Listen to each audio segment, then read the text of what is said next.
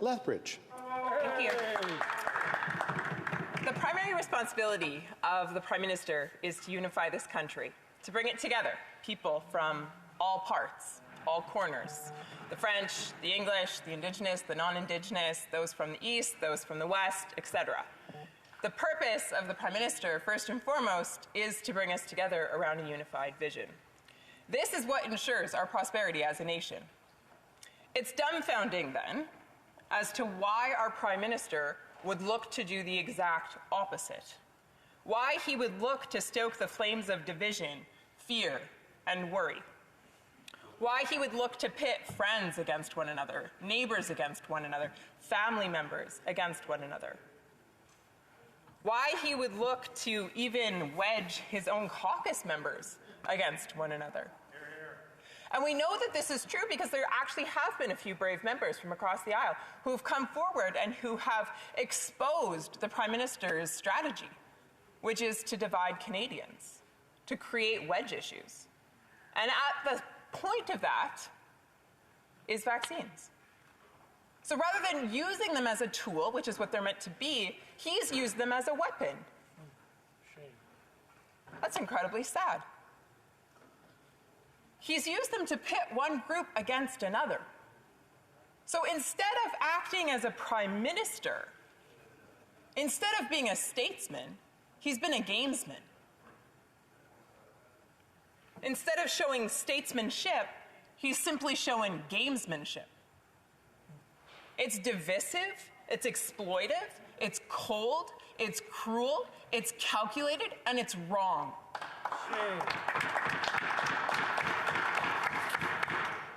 Canadians have sacrificed so much, so much, over and over again. They have been asked to reorient their lives, to adjust, to follow the rules, the regulations that are ever changing. And they have.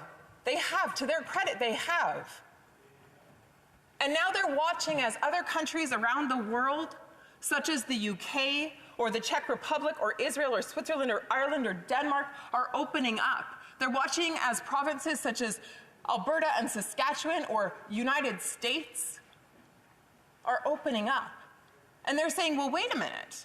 We followed the rules. We did what we were told to do. Why isn't the Prime Minister making good on his promise? Where's the plan? Why isn't Canada able to open up? You don't have to look any further than outside those doors to see the impact that the Prime Minister is having with his abdication of leadership on this issue. This country is in chaos. Canadians are pleading for help. They have done their part, and now they're asking that the Prime Minister does his. So is it any wonder then that these individuals do not trust the government, that they have big questions about whether or not follow-through will actually take place?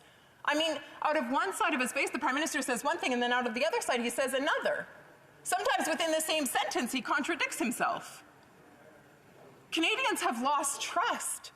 And with losing trust, their hope is also waning. But that is not their fault, as the Prime Minister would like to point. No, that is the Prime Minister's responsibility. He is the one who broke their trust. People are desperate for hope, desperate for leadership, desperate for a future. Their ask isn't out of this world. They're just asking the Prime Minister to do what he promised he would. Canadians, they're absolutely incredible. I love this country, and I love representing the people of it. As Canadians, we persevere because that's who we are. We're incredibly adaptive, we're innovative, we're creative. We find solutions, we solve problems. We're tenacious, we're resilient, we're courageous. But the hope is waning. The confidence is waning.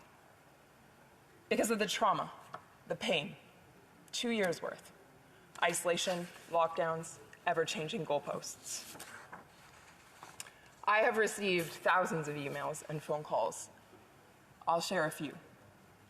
James contacted me. He's a university student. And he wrote to me saying this.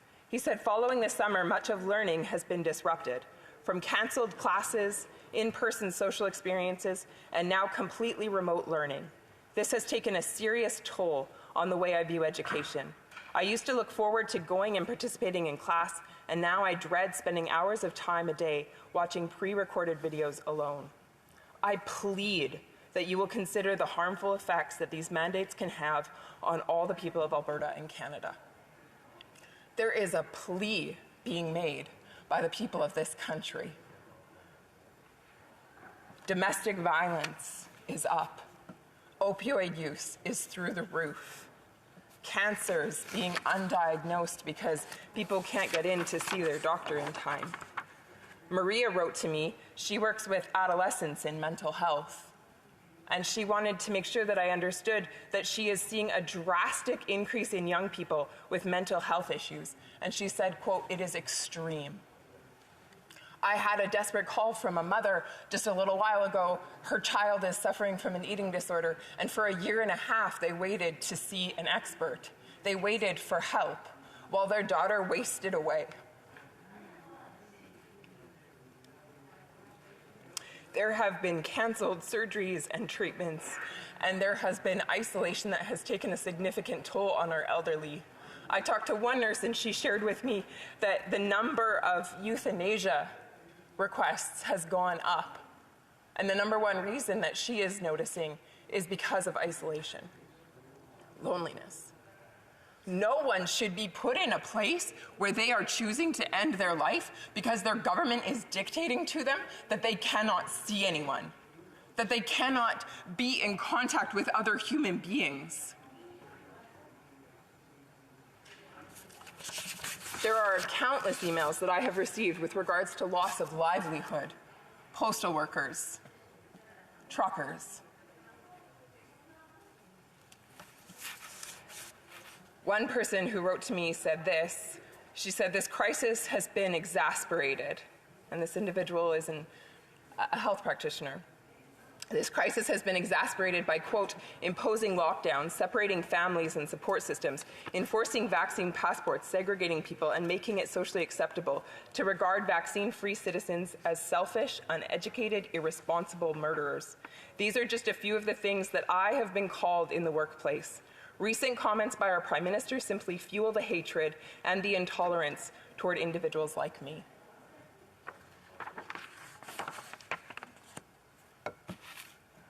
The Liberals will try to slough this off as if the majority of what we're talking about today is the responsibility of the provinces.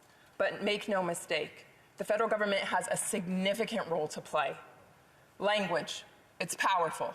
When the Prime Minister decides to demonize a certain section of this society, a certain portion of our population, that's wrong. And he incites violence. Travel on a plane or a train or public transportation. Public sector employees, many of whom are working from home, and yet they lost their jobs because they didn't choose to be vaccinated. Truckers and other essential service workers, they stay in their truck. Please tell me the science behind that decision. How are they spreading the virus?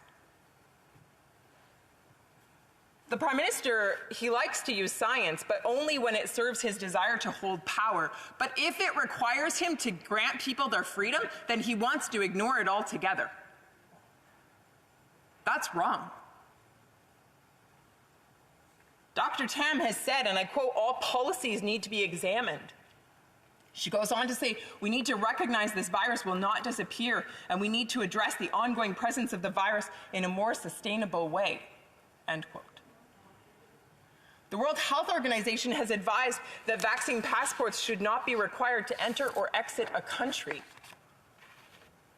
Why is the Prime Minister ignoring the science? It's time for leadership. It's time for action. It's time to put together a plan. It's time to be compassionate towards the Canadian people. Even today during QP, the member from Eglinton Lawrence, he said this, and I quote, "It is important more than ever to ensure that the Canadian public are informed about the ways in which we are going to get out of this pandemic." I sure hope that his colleagues across the aisle agree with him on that. It is time for a plan. It is time to restore hope. It is time to move forward into the future. It is time for the Prime Minister to make good on his promise. Canadians are waiting. Question commentaire, questions in